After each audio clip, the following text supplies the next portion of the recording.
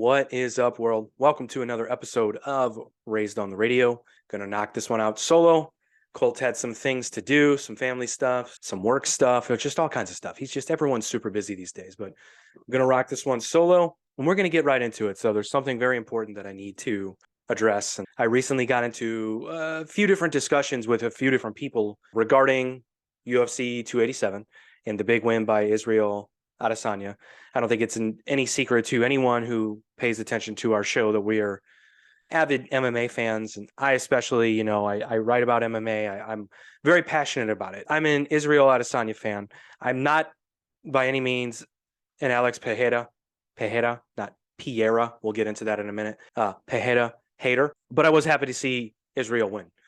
This is ancient history at this point. But the one thing I want to bring up is I got into a discussion about, for those that don't know, Israel Adesanya won by second round KO, put the lights out, and it's one of the best victories, best knockout victories in UFC history. When you think about the adversity that this guy had to face to even get to this fight, the demons he had to overcome, all the shit he must have received, and all the hate he must have received from the fans and from the critics and the pundits and his haters. He had been beaten 3 times by Alex Pereira. And in the last fight, in the UFC, the title fight, he got stopped. Didn't get knocked out. He got TKO'd, but he got stopped. And I think it was a good stoppage. I didn't, perhaps it could have gone on a little bit longer, but, you got to look out for the guy at some point. So, to be down 3-0 to a fighter, I don't care who you are, as the guy going into the 4th fight, being down 3-0, it has to be in the back of your mind that this guy has my number. Now, Izzy said, was very adamant, like, I know how to beat this guy. I was beating him in the last fight. In our previous 2 kickboxing bouts, the first one, most people thought he won. He got robbed of a decision, according to some. The second one, he was winning until he got knocked out. And in that fight, he did get knocked out. So imagine coming back from all of that. You lose a controversial decision. The second fight, you're winning. You're doing what you have to do. You get caught and you get knocked out hard. Third fight, you're the champion. You're on the verge of becoming the greatest UFC middleweight of all time. You've done everything you have to do. Israel Adesanya did not have to take that fight. He did not have to fight Alex Pereira. He could have been like, no, he's only been in the UFC for 3 fights. No, he can stand in line, beat somebody else. But you know what? Izzy's a gamer. And I think that's what the UFC and especially Dana White love about Israel Adesanya is he does not shy away from any fight. Tell me when and where. I don't care who it is. And he's proven that. And it didn't go his way. So to overcome that and win in such dramatic and devastating fashion, just unbelievable. But what I want to address is, and the one thing that I've been talking to a few folks about, we kind of went back and forth, and it's a shame that Colt's not doing this episode with me because he did kind of disagree with me on this. Maybe we'll address it when he comes back. But so in the second kickboxing match with Alex Pereira, Izzy got knocked out. And when they were announcing the winner, Pereira had his son come into the ring. And his son was mocking and kind of taunting Izzy. And he did the whole flop thing onto the ground like you got knocked out. So what Izzy did, like the true savage he is, after he knocked out Alex Pereira at UFC 287, he went and found Alex's son in the crowd, pointed at him, and then did that same flop. He is a savage. Now, I've been going back and forth with a few people. People thought that this was kind of classless of Izzy, thought this was over the line. I'm not so sure I agree with that. I'll give you my thoughts, but let's watch the video first. Did his son really mock you? His son? Yeah. I think so. There's a video of him falling right next to you. I remember, but I kind of looked at him and laughed. What's up with that? There's this kid right over here showing it. They showed it to me. I've never seen this video. So obviously it's important to point out that that fight took place 6 years ago, I believe. Yeah, 6 years ago. The kid looked, I don't know, we'll call him 7 or 8 there. So the kid's a little bit grown up. He's not a small child. Still a child, not a small child.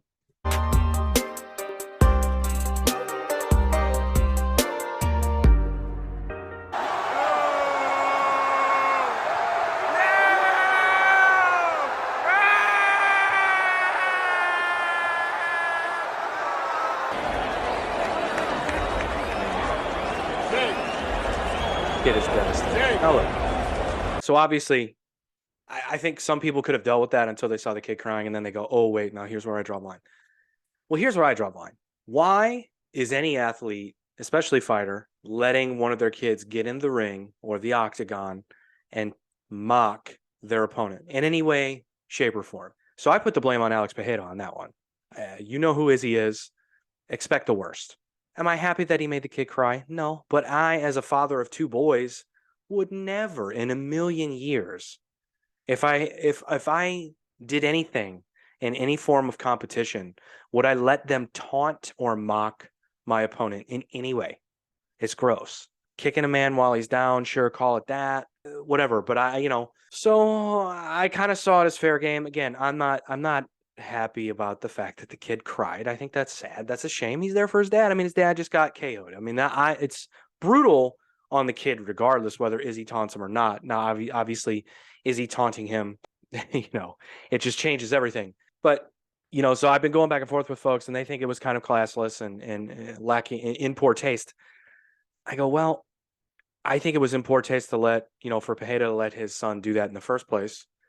So again, knowing how fighters are, knowing when you're facing a guy who's out for revenge. You've had his number for 3 fights for nearly a decade. You've had this guy's number. Expect the worst. I don't know if that's fair or not, but again, as a father of 2 boys, I would never let one of them mock, anyone I'm in competition with. So I'll be interested to speak to Colt about that, because I know he was on the side of like, hey, Izzy shouldn't have done that. And I'm like, well, I don't think anyone should taunt kids, regardless of the sport. That's not cool. But this is a little bit different. I always go back to this. Fighting's different. It's just different. I don't think fighters should be mocked by anyone, whether it's Stephen A. Smith or some other jackass on ESPN or their opponent's son. So I feel like it's fair game. But all right, so let's go to some questions here. Recently, we've talked about, well, not recently, a lot of times we've talked about online haters and podcasts that troll some of the stand-up comedians we know and listen to and follow. And we've talked about Brennan Shaw. I don't know that I need to explain who he is, but for those that don't know, he is a stand-up comedian, former UFC fighter, podcaster, and he just, for whatever reason, just gets so much hate. Well, I know for what the reasons are. We'll get into those in a minute, but he gets so much hate online. He has an entire subreddit of hundreds of thousands of people dedicated to just bashing him. And unfortunately, the one thing that I've come to know and realize, and I follow this more than Colt does, just because my YouTube feed and my social media feeds are kind of just filled with this stuff because our phones and devices are listening to us. But the one thing that I've come to understand is that he just has never leaned into it. He's never been able to have a sense of humor about his haters. He's very sensitive. And as a stand-up comedian, and podcaster, you would feel like, whoa, that's the last thing you need to be, is sensitive to your criticism, sensitive to your haters, your hecklers, whatever the case may be. He just lacks the awareness it takes to sort of lean into it and so, show some sort of humility and make it all go away. If he would just have, in the beginning, shown just a little bit of self-awareness and a little bit of humility and leaned into it a little bit, he'd be fine. But instead, he chooses to always say, like, I don't pay attention to the comments. I don't go on social media. But then he'll contradict himself right after that. So we did get a question about this, but I have a feeling just by reading the title of the video, I already know what's going to happen. On Twitter, from Mark Reesner. Hey, Raising the Radio, have you seen the recent comments by Brennan Shaw about his online haters? So let's take a look at this. Just the other day, Brennan Shaw did an interview where he opened up about his... So I do want to point out that this channel is TFATK. TFATK is the fighter and the kid. That is Brennan Shaw's podcast, but this person has decided to make a YouTube channel called TFATK. And it's one of the ones that come into my feed quite a bit. And I'll say this, like, boy, this guy is dedicated. And boy, does he really go for it. The amount of time he spends watching Brennan Shaw videos and finding his flaws and pointing out his contradictions and, calling him out for lying on things. It's like, man, if you have the time, go for it, because he's getting a lot of views on YouTube and, things are being generated here. But all right, here we go. So find it funny. Like, you got a big fan base You got a big anti-fan base, and the anti-fan base I think is on Reddit. I go to this subreddit a bunch, but I'm not like it's weird. I like you, but I also find it funny. Like they're so clever. These people and are kind of dicks, so funny, but they're also funny in the same way. Like it's kind of this double thing. I'm curious, like for you, obviously that's like it's probably funny for me because I'm outside of it. I'm not the person that's the butt of the joke in some of these. I'm not sure what this podcast is that is interviewing Brennan Shaw, but they're one of the first that I've seen that have made mention of the subreddit and have actually been like, well, it's kind of funny. You got to admit, I have a feeling this reaction is not going to be great.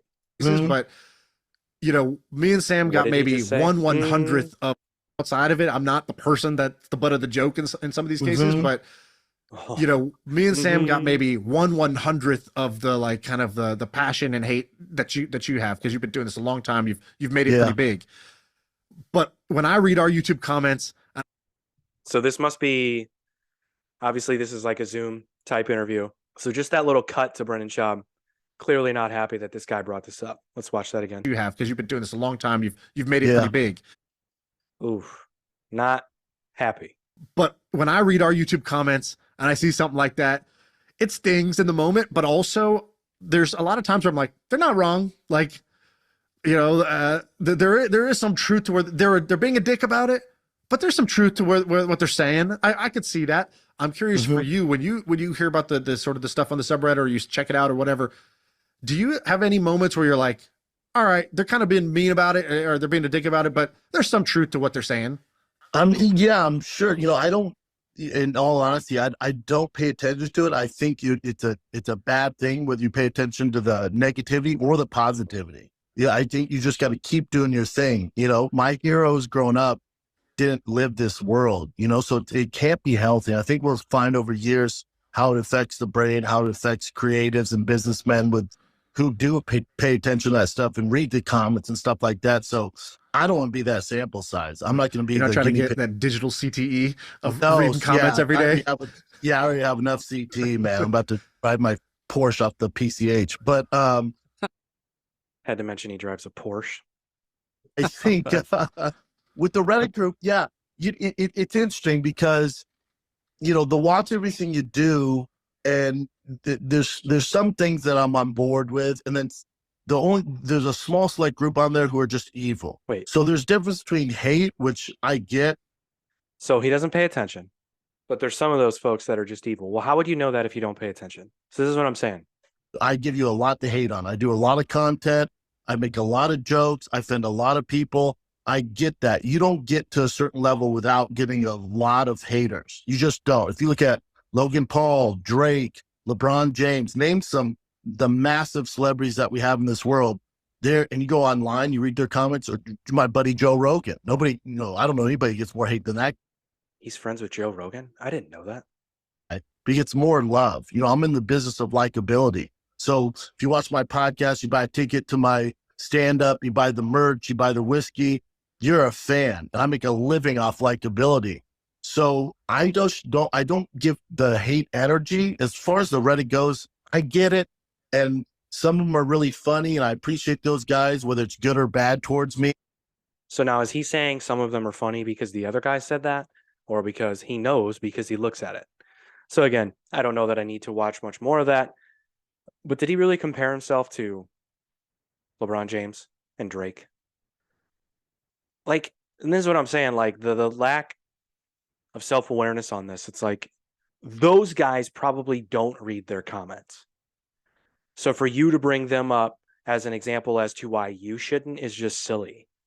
Again, you're not in the business of making platinum records. You're not in the business of winning NBA championships. You tell dick jokes. So you say. So lean into it. People don't like you for it. Tell them to fuck off. Don't be so sensitive. Well, Mark, that's about all I can watch of that. But I do want to point out that I don't dislike Brennan Shaw. And in the early days of The Fighter and the Kid, I another comedian on or another fighter on. But their whole routine just got, for me, just stale. But here's the thing. Every podcast, every show, every entertainer gets to be that way if they don't have the awareness to know or pay attention to their critics to know that eventually you need to change it up a little. For me, the fighter and the kid, they kind of just lean into the same shtick, and they have been for years. It's the whole, wouldn't it be funny if we were gay thing? And I don't really find it funny. I didn't in the beginning. I kind of overlooked it and hoped that they would have a good guest on, much like I do Joe Rogan. Joe Rogan still talks about wolves and bears and the art and the craft of comedy and how rare it is that so few people can be good and only comedians can have ball-busting conversations. You know, every show he brings up those topics, regardless of who he has on, usually. Now, again, I don't dislike Joe Rogan. I do pay attention to the show. If he does have someone that I'm interested in seeing, so if he has a fighter on, absolutely. If he has a stand-up comedian that he has not had on 100 times, I'll pay attention. You know, he has interesting guests. So, but again, we all do that. You know, on this podcast, we try to make an attempt to understand when we're talking about the same things, doing the same things, lacking a rhythm, you know, lacking a sort of like, you know, chemistry. So I just don't feel that guy, Brennan Shaw, that is, Mark, if you're listening, I don't feel that guy understands that. And I don't know that he ever will. I think he's a little too egomaniacal to understand that he needs to get better at things. And look, he does have fans. That's obvious because of the Porsche that he talks about he drives. But unless someone else is buying that Porsche for him. But you got to hold on to those people. Or if you lose them, you got to be able to bring new people in. And I don't know that the best way of bringing new people in is constantly talking about the haters and how you're better than them and they're civilians or they're pedestrian or they're homeless cats like they talk about in that video. I won't get into the origin of that, but that's why the subreddit was created. So eventually you got to lean into this stuff. Look, again, the guy's successful. I think he'll be okay if he doesn't. I think he'll be able to generate interest with the fans that he does have. And I think he appeals to a certain group of people also. That's another thing that people don't want to mention. Put the hate aside to acknowledge that there are people that do want to listen to his content. Might not be for you, but there are those people. And that goes for everyone. It goes for this show. No, this show isn't for everyone. I know that. We know that. And if it's not cool, and if you want to hate on us, you want to call me a D-bag? Sure, fine. Wouldn't be the first time. Won't be the last. As I said, I'm raising 2 boys right now. It's only a matter of time before they call me a douchebag. So, Mark, thanks for sharing the video. Thanks for the question. I had not seen that yet. I'm eventually, some point this evening, I'm sure that would have appeared in my feed. However, I haven't been on YouTube in a minute. So, but thank you. This question is from Tate Velston. What do you think of the new Metallica? Well, I haven't really dug into it too much, to be honest. I do know that I have seen quite a bit of chatter online about it, and I'll be honest, a lot of the stuff I'm seeing is negative, but I think that's, again, natural for Metallica. I talked about this in a previous episode. But look, and I Colt, I think, even said he's not so much of a Metallica fan. Look, I'm not the biggest Metallica fan. I do appreciate them. I think they have some songs that are fantastic, and they have some that I'm just like, no, not for me. Well, let's check out the new. So I know they just released a new music video that I've seen a lot of comments on. 10 hours ago, it has 344,000 views.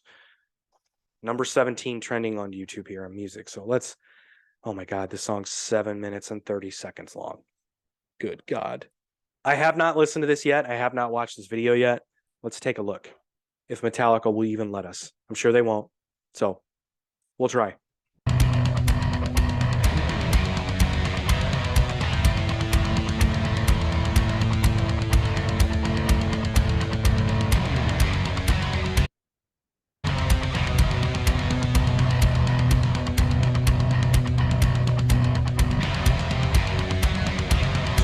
Typical Metallica intro here.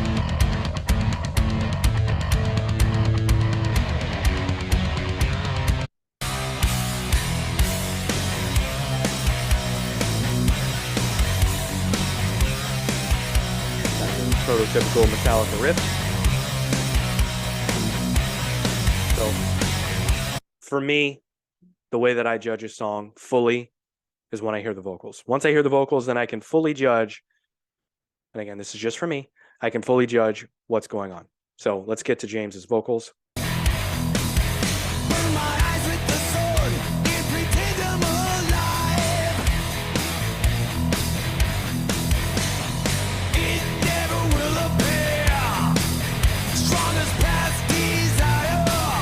So not my favorite.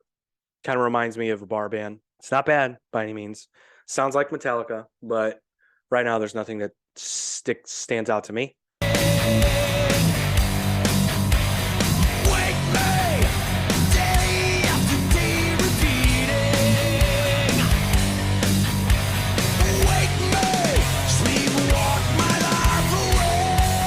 Sleepwalk my life.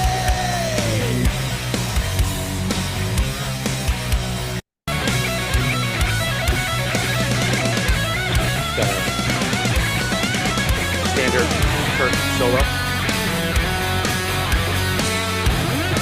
God. Well, I'm not sure that I can finish that. That's a long song. Look, it sounds like Metallica. That song is for Metallica fans. That song's not for generating new fans by any means. And that's okay. That's what people have to understand about bands like Metallica. And it's going to bring me to my next thing that I wanted to talk about.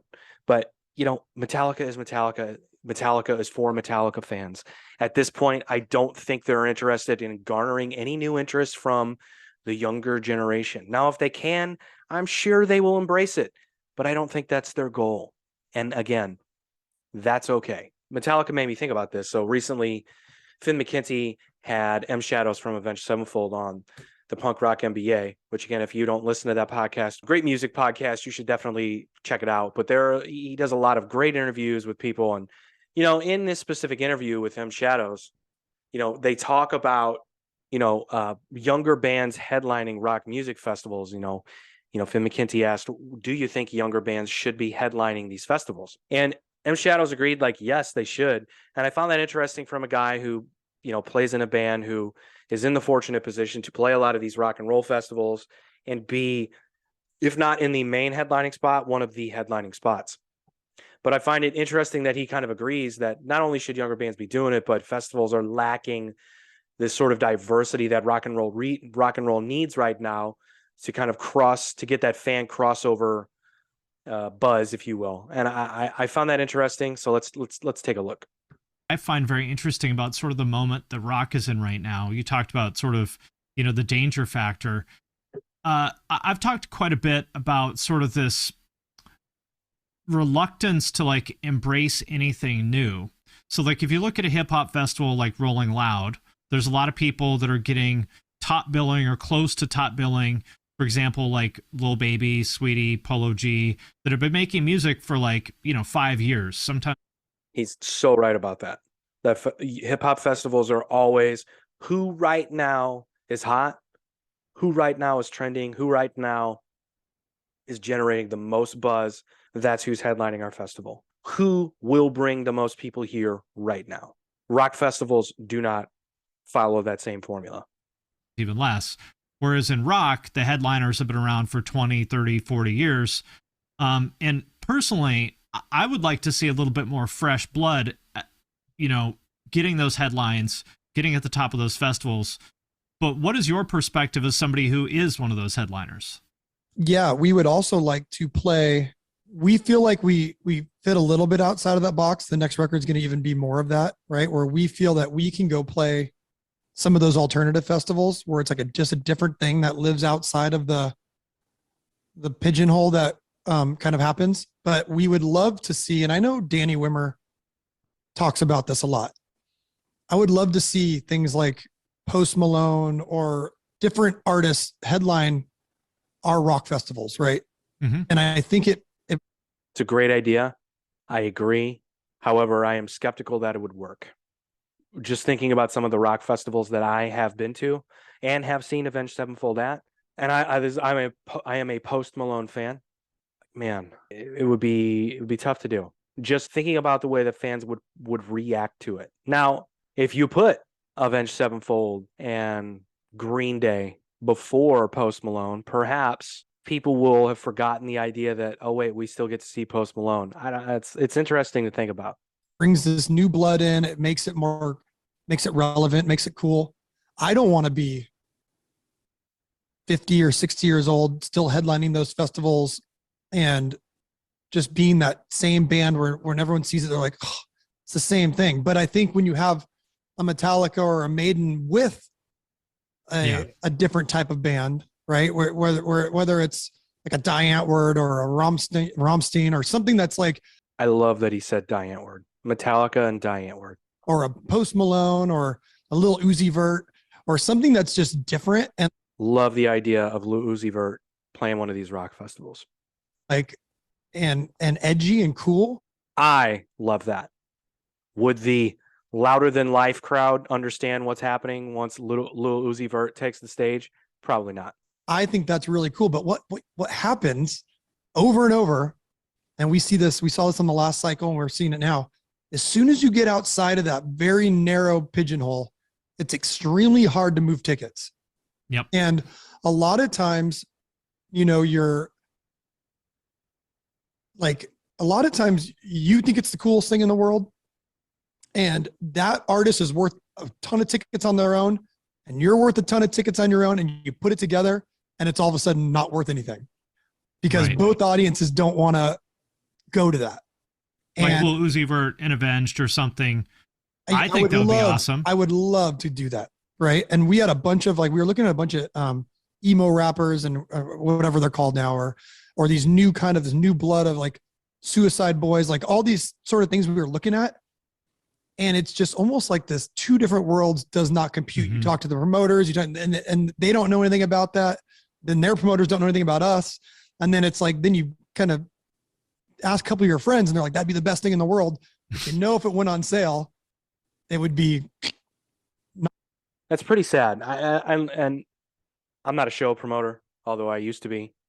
And that's something that I would dream of doing. And I would love to do is have those crossover shows and festivals where you do have, some of the favorite shows that I was ever a part of ever in music were those shows where we were able to fit on the bill a rap rock band, an emo band, a metalcore band, and then a rapper, just a guy, right? Just a guy on stage with some beats, and those were so much fun, and it brought a really eclectic group of people together for one thing only, and that was the music. Now, were there times where some of those people were shitty to some of those artists, some of those fans of specific artists were shitty to the other artists that, they didn't feel fit into what the artist they came to see was doing? Of course. You're going to get that everywhere, but still a lot of fun. I find it sad that we wouldn't be able to do that, sort of cross-pollinate those two worlds. And I think it would, Avenged and Lil Uzi Vert, I would go see that in a heartbeat. I think that would be outstanding. As a fan of both of them, I think it would be risky, but if someone were able to pull it off, I think it would start a new wave of what the music industry's idea of the music festival is. Now, look, I've seen people try to do it, and they are called alternative festivals. I don't know how successful they are outside of the city that I live in. I've never, outside of like Lollapalooza, which again is a crossover festival. You have all different kinds of artists playing Lollapalooza, but that's not considered a rock festival. Other than the town that I live in, I don't know how they do, but I know here there have been some successful ones where you have had one of the bigger rock bands from the town on a bill with, artists of different genres who are lesser known, and it's done okay. There are different ways to kind of spin the event, make the event more about some sort of promotion going on, or make it like a beer drinking event or a food event or a combination of the three: music, beer, food. A rock festival is a rock festival. Sure, you have your food trucks and you have your booze, but I've seen it done here where it's really like it's all about the local craft brewery, and oh, by the way, your favorite artist from your hometown is playing it. Now, again, this is anecdotal. This is a very small sample size, but I do think it's sad, but I think what it would take is a promoter who's willing to take a risk and perhaps take a loss. And even if it doesn't, like M Shadows was just saying, quote unquote, sell, the tickets don't move. If you move a good amount and people leave that place going, man, this was a sight to see, well, then you're in good shape. But I don't know that we'll see that. Let's see what else he has to say. And then it goes right back to, okay, pick out of your 10 bands that we know that this audience is going to go right to. And so again, it goes back to either you're an artist that loves war or, and you got to make those decisions, right? I can make this much money if I go on tour with the same crap and yawn my way through it, or I can really take a hit and everyone's going to say how much of a failure the tour was and this and that. But see, that's something that I don't necessarily agree with. I could go on tour with the same crap and yawn my way through it. Now, I'm not sure what he meant by that, but look, I, as an artist, I don't give a fuck who I play with. I'm going to have fun on that stage, regardless of who I'm playing with. But I get where he's coming from. You know, obviously I'm on no level of the Avenged Sevenfold. So I think the perception of Avenged going out on tour with the same bands could kind of come on, be a little bit dull to people. And I guess it kind of rubs off on you, the artist on stage. I get it. If you're not getting everything from the fans when you're at his level, it could become boring. However, I would try my best to choose to ignore that. A lot easier said than done. So physically and I know it's cooler. And these are things that are constantly coming your way and they just grind you down because you want to do what you want to do, but then you keep going back to everyone kind of, and the funny thing about the music industry, and this is 100% true. Every success is their doing and every failure is on you. And the thing is, everybody's on board until it starts failing. And then everyone starts throwing darts at each other. Everyone's shooting arrows in each other's backs. And it doesn't take more than a day to watch this go down. And it's one of those things where you just have to be above it all and just do what you're going to do and take the consequences with it and let everyone talk because everything's not going to work out. Easier said than done, though, in the moment when you're feeling the pressure. You know, you want to cave, you want to make people happy, or at least most of us do. Maybe you don't, but. Well, you just need to know who are you trying to make happy and what does it make you feel? Right. And so if people are willing to turn their back that quick and get off an idea and pivot and then have a. Yeah. I mean, I totally get what he's saying. He's basically saying, pick your battles and understand what it is that's going to, at the end of the day, make you happy, but also with the understanding that there are other people to please. And again, like Finn McKenzie said, that's easier said than done. You know what he said, like, people will turn on you quickly. Everybody's for you and then everybody's against you. Like, that's every business, unfortunately. The music industry is notoriously known for being evil shit, greedy people, shady people who are willing to do whatever it takes to, increase the bottom dollar, if you will. So the last thing I wanted to talk about was Dave, season 3. I find this show fascinating because I always ask the question, how much of this is autobiographical? Meaning, is this really who he is, or how much of this is fictional for the show? And I got to tell you, in the interviews that I've seen him in, and I think I could be wrong, but I think he's towing the line, but I don't think it's that far off. Again, I'm making an assumption. I don't know, but there are a lot of things about him, if that's really the way he is, that would bother me.